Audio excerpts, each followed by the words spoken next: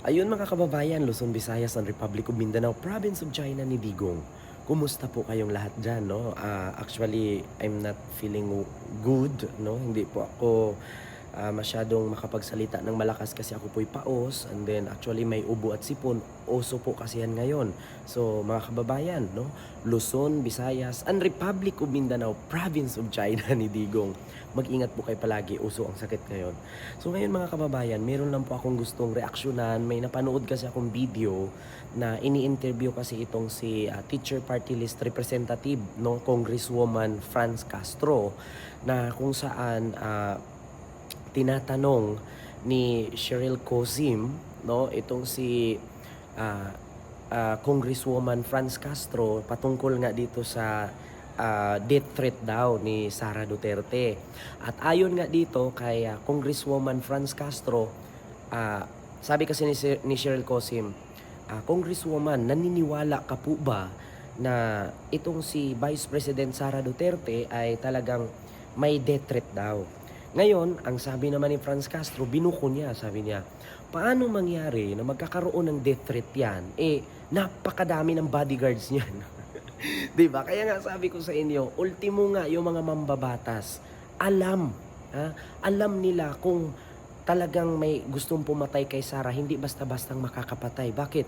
Sa dami ba naman ng bodyguards? At kung naalala nyo po, noon po sa vlog po natin na nakalipas, no, sa ilang mga live natin, ay talaga pong sinabi ko naman po sa inyo, napakadami po talaga ng bodyguards ni Sara. Biruin nyo po, ang mga bodyguards po ni Sara ay umaabot po ng 433. Ngayon, bukod sa 433 ay kinuhaan po ng 75 personnel ng PNP kasi nga actually ang PNP ay kinulang po. Lalong-lalo na nung parating yung Pasko ay talagang nangangailangan ang PNP. So, kinuhaan po ito ng PNP ng 75 personnel. So, 300 plus pa rin. So, ngayon, nung tinanong ni Cheryl Cosim, itong si Congresswoman Franz Castro, na talaga bang may death threat itong si Sara Duterte. So, ngayon, sabi ni Franz Castro, paano ako maniniwala na magkaroon ng death threat yan? Style ni Sara Duterte yan, mahilig siyang mambaliktad ng kwento, mahilig magpabebe, mahilig magpabiktim. So panoorin nyo po ang video mga kababayan, ipi-play ko po, kayo na lang pong humusga kung tama ba ang sinabi ni Representative Franz Castro patungkol kay Sara Duterte na isyong may death threat daw. So panoorin nyo po at kayo na lang pong humusga, re-reactionan po natin yan. Panoorin nyo po. May threat ho kasi sa buhay niya, kaya may ganung pananalita. Ano ho ang inyong masasabi doon? Hindi ako naniniwala. Kasi parang galing niya mag-twist talaga ng narrative. No? Mahilig talaga si BP na magbaliktad ng pangyayari. So ang issue dito, yung threat niya mismo, no, doon sa tatlong matataas na personalidad sa ating pamahalaan. Kaya talagang gusto niyang baliktarin. Paano naman siya makakaramdam ng threat? Ilan ba yung mga security niya? Diba? More or less 300 yan. Yung kanyang mga security. No? Kaya talagang ngayon ka lang makakita ng BP na may ganyang karaming security. So kung may threat siya, she has all the she has all the resources na mag-report. Parang wala naman daw nare-report sa NBI, walang nare-report sa PFP. Oh, ganun nga. Kung meron talagang threat sa kanya, dapat magsabi siya. Oh, so ano po yun mga kababayan? Tama po yung sinasabi ko. Bakit?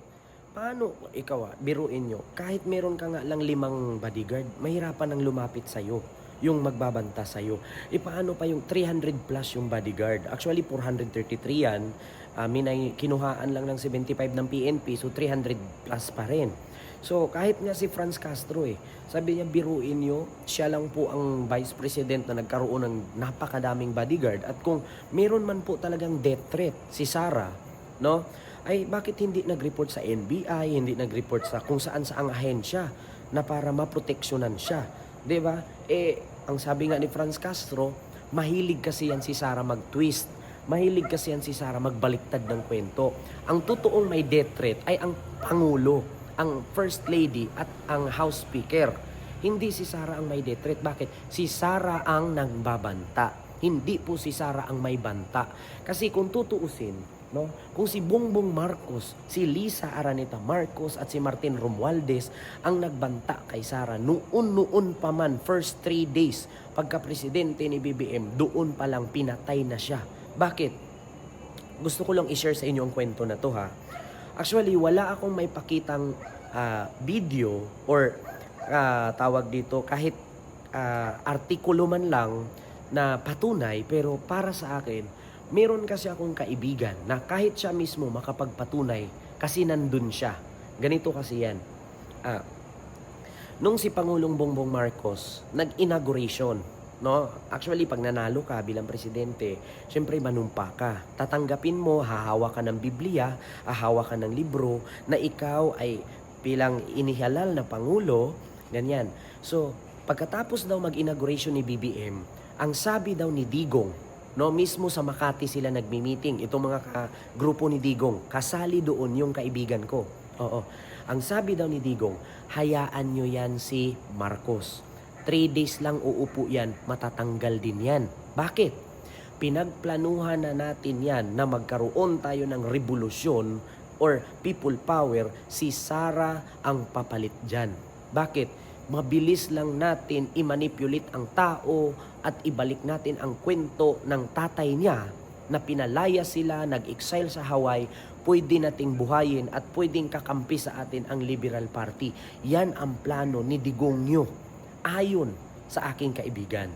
Ngunit, kung tutuusin nga ha, nakarating daw yan kay BBM. So ngayon, umpisa daw nang nakarating kay BBM yan, hindi daw naniniwala si BBM. Bakit? Ayaw ni BBM maniwala sa sabi-sabi at hearsay. Gusto niya ng patunay. Ngunit, sa kasamaang palad, sabi naman daw ni BBM, di umano ha, sabi daw ni BBM, actually sanay naman ako sa ganyan, sa mga ganyang parinig, sa mga ganyang tirada ng dating Pangulo. Kasi umpisa pa lang nang tumakbo akong presidente, binibira na ako.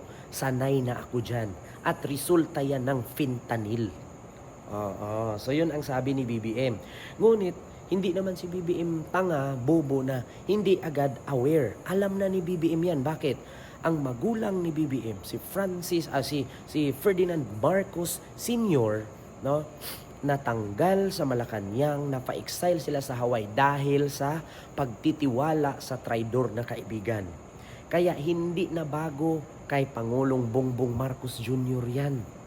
Handa na sila dyan, aware na sila sa ganyan.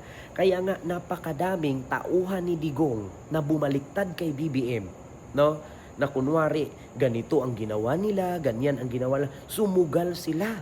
Oo, kasi nag-asam-asam na kapag si BBM ang maging presidente, may posisyon pa rin sila sa gobyerno. Yun nga lang, all of the sudden, hindi si BBM mauutakan ng tao ni Digong. Bakit? Alam ni BBM ang karakas. Umpisa pa lang ng eleksyon, ayaw na ni Digong kay BBM. So, expected ni BBM. So, sa tingin nyo, yung tauhan ni Digong, magiging loyal sa akin? Hindi. Bakit? Uutuin at lulukuhin at ibibrinwas lang ako niyan. In the end of the day, uulitin nila ang inulit nila sa noong panahon ng tatay ko. Oo. Kaya ang ginawa ni BBM ngayon, naging practical ang Bongbong Marcos. Ngayon, lahat ng mga kadikit sa kanya na galing kay Digong, hindi niya pinagbibigyan ng posisyon. Isa na dyan si Vic Rodriguez, si Trixie, si Maharlika, si Sas, sino pa? Diba napakadami nilang naging sip-sip kay BBM, ending hindi sila binigyan ng posisyon. Bakit? Mga traidor kasi ang tingin ni BBM sa kanya. So, ayun nga ang nangyari. Nung hindi nabigyan ng posisyon, anong ginawa nila ngayon? Pati si Glenn Chong, binibira na si BBM. Kaya sabi ko nga sa inyo, ang pinakamalaking kalaban ni Pangulong Bongbong Marcos, hindi ang rebelde, hindi ang NPA, hindi ang Dilawan, hindi ang kakamping, kundi mismong mga Duterte. Di ba? Tignan nyo ngayon, si Congresswoman Franz Castro, hindi nga siya naniniwala na may death threat si Sara. Bagkus si Sara pa ang banta sa buhay ni First Lady Lisa, BBM at Martin Romualdez. Paano ka ba naman maniniwala na may death threat siya? Meron nga siyang 433 bodyguards. 10 bodyguards nga lang, hindi ka na malalapitan. Paano pa yung 300 plus or 400 plus? Diba? So yun lang. Mga kababayan, yung aking reaction video, huwag kalimutan mag-like, mag-share, at mag-subscribe. At i-follow ako sa aking Facebook page and TikTok account. See you next vlog. God first. Thank you.